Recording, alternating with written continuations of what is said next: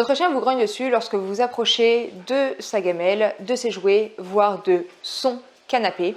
Découvrez dans cette vidéo comment réduire, voire supprimer ces grognements. Mais avant, générique. Voici Népal, c'est un mâle de 2 ans, Tervuren, légèrement craintif sur les bords. Aïe, aïe gros.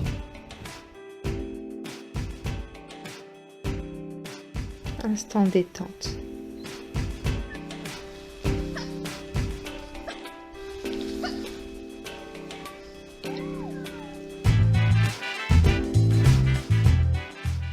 Bonjour, si vous ne me connaissez pas, je me présente, je suis Lindsay, famille d'accueil pour chiens abandonnés depuis 11 ans et comportementaliste canin. Quand je parle d'héberger des chiens, je parle du rôle de famille d'accueil, c'est-à-dire que j'aide une association, actuellement les Amis d'Ivar, à mettre à l'abri ses protégés en attendant que les chiens soient adoptés. Quand votre chien vous grogne dessus, quand vous vous approchez de ses affaires, ça s'appelle de la protection de ressources. La protection de ressources, c'est le fait d'avoir peur de perdre quelque chose, donc on protège ce qui nous appartient. Et du coup, votre chien le dit en grognant. Je vous montre tout de suite comment gérer quand votre chien grogne à cause de ses jouets. Au risque de vous choquer, votre chien n'a pas le droit de posséder ses jouets. Il a besoin de sécurité et la sécurité, c'est vous qui lui offrez. Donc en contrôlant l'accès à ses jouets, vous lui offrez de la sécurité. Je sais que c'est pas très humain de penser comme ça, mais le chien ne pense pas comme un humain. Comment faire? Vous pouvez utiliser un bac, comme celui-ci, que vous laissez à disposition lorsque vous partez, et même lorsque vous décidez en fait. C'est pas le fait que vous partiez qui est important, c'est le fait que vous avez décidé de lui laisser ses jouets ou non. Après, vous n'êtes pas obligé de laisser le panier. Vous pouvez, d'après ça, vous pouvez lui laisser juste un jouet. Népal? En tout cas, c'est vous qui maîtrisez. Et en plus, le fait de lui laisser les jouets en votre absence, ça réduit l'anxiété de séparation. C'est-à-dire les aboiements, les pleurs pendant votre absence. Donc lui laisser quand c'est vous qui décidez, c'est bien, mais quand vous souhaitez récupérer le jouet, que ça soit pour jouer avec votre chien, avoir de l'interaction, ou juste ranger les jouets, comment vous faites? Arrêtez de lui prendre les choses de la gueule, vraiment. Même s'il ne grogne pas, même s'il ne mord pas, ça ne se fait pas. Et pour le coup, même pour les chiens. Donc là, je vais vous montrer comment on apprend un chien à lâcher sans le toucher. Donc pour faire lâcher un chien, vous allez prendre 2 jouets de la même catégorie. Ça peut être de cordes, de balles, de frisbee, de kong, peu importe. Vous allez faire jouer votre chien avec le premier jouet. Lâchez-le. Yes. Népal, ramène-le, viens. Hop. Et avec le deuxième jouet, vous allez inviter votre chien à essayer de prendre du coup le jouet que vous avez. Népal, yes, lâche, va chercher. Oui. Et du coup, vous allez récupérer le jouet et ainsi de suite. Le but, c'est qu'une fois qu'il aura compris qu'à chaque fois qu'il lâche, vous allez lancer l'autre jouet, avec du temps, de la patience, des exercices qui peuvent durer entre 1 et 3 minutes. Vraiment, c'est vraiment des petits exercices. Et bien, vous allez apprendre à votre chien à lâcher. Népal, yes, lâche, lâche. Oui. Quand il mange. Sauf qu'un enfant, ça va méga vite. À prendre une croquette, à mettre à la bouche. Oui, mon fils a 1 an et demi, donc oui, à 1 an et demi, il y a encore des enfants qui tentent de manger des croquettes. Et c'est pour ça que j'aime apprendre au chien qu'il n'y a pas de souci, on peut s'approcher de sa gamelle, on peut éventuellement approcher la main, mais normalement, il a plus à gagner qu'à perdre. Alors comment apprendre ça? C'est simple, c'est vous ajouter de la nourriture pendant qu'il est en train de manger. Attention, s'il grogne, s'il est assez agressif, lancez d'abord. N'approchez pas trop votre main au risque de vous faire mordre. Le fait de recevoir de la nourriture, ça peut être des croquettes, mais ça peut aussi être du jambon, des saucisses, peu importe ce que votre chien aime. Il va comprendre que la main qui s'approche de sa gamelle, c'est une main qui donne et non qui reprend. Tu lâches? Népal, lâche. Yes.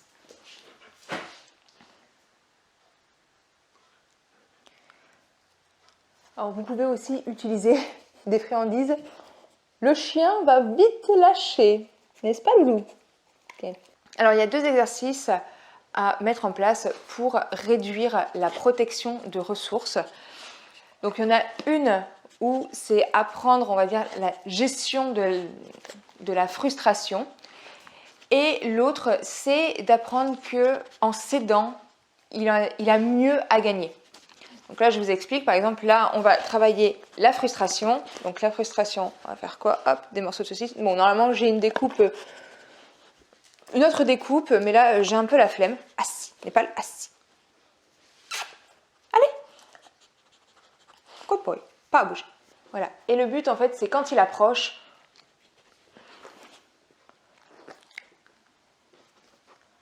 vous reposez votre main. Donc là, on ne voit pas beaucoup parce qu'évidemment, il est devant. Voilà. Et dès qu'il cède, oui.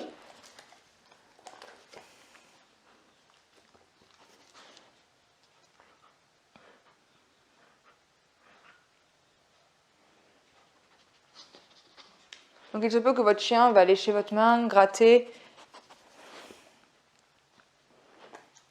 Alors là, il sait que j'ai d'autres friandises dans cette main-là et donc je ne suis pas d'accord sur le principe de aller sniffer dans l'autre main.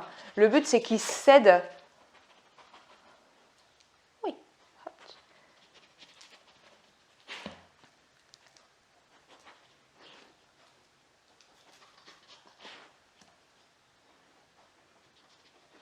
Donc mon chien n'a absolument pas l'habitude de cet exercice-là, donc vous voyez que c'est long.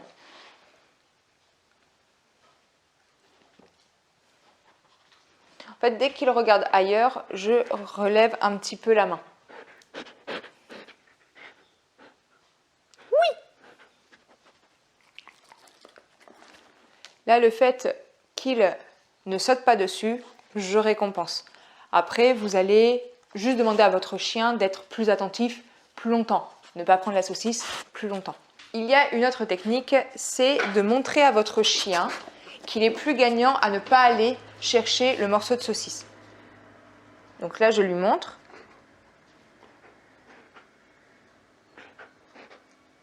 Oui. Et là, je lui donne le plus de saucisses possible pour qu'il voit. Donc là, il la regarde. Voilà.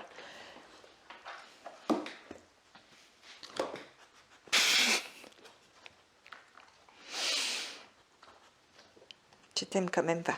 Je t'aime quand même. Donc voilà, là c'est lui apprendre que c'est mieux de ne pas bouger pour lui. Par contre, pour cette technique, il faut être très généreux.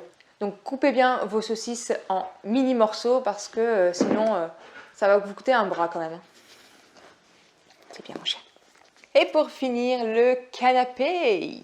Bon, j'ai déjà fait une vidéo sur la question la semaine dernière, donc vous pouvez trouver le lien ici ou là. Je ne sais pas. En tout cas, il sera en dessous de la vidéo dans la description.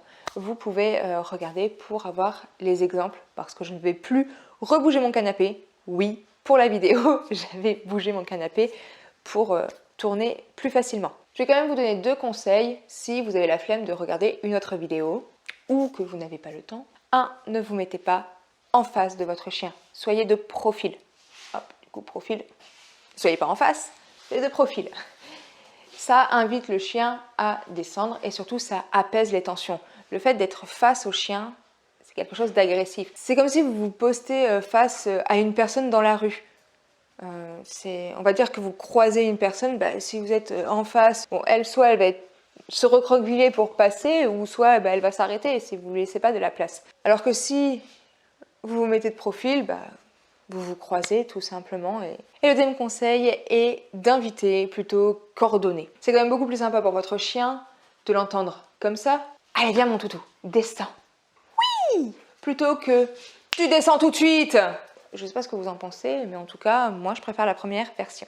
Merci d'avoir regardé cette vidéo. Bon, comme nous sommes sur YouTube, je vais vous demander de liker, vous abonner, de commenter aussi, c'est ça, et il y a partager. Je pense qu'il y en a 4. Si vous le souhaitez, vous pouvez télécharger le kit du toutou calme. C'est une vidéo et plusieurs documents privés pour apprendre à apaiser votre chien. Pour le réclamer, cliquez sur le premier lien dans la description en dessous de cette vidéo. Et sur ce, je vous dis à bientôt. Ciao!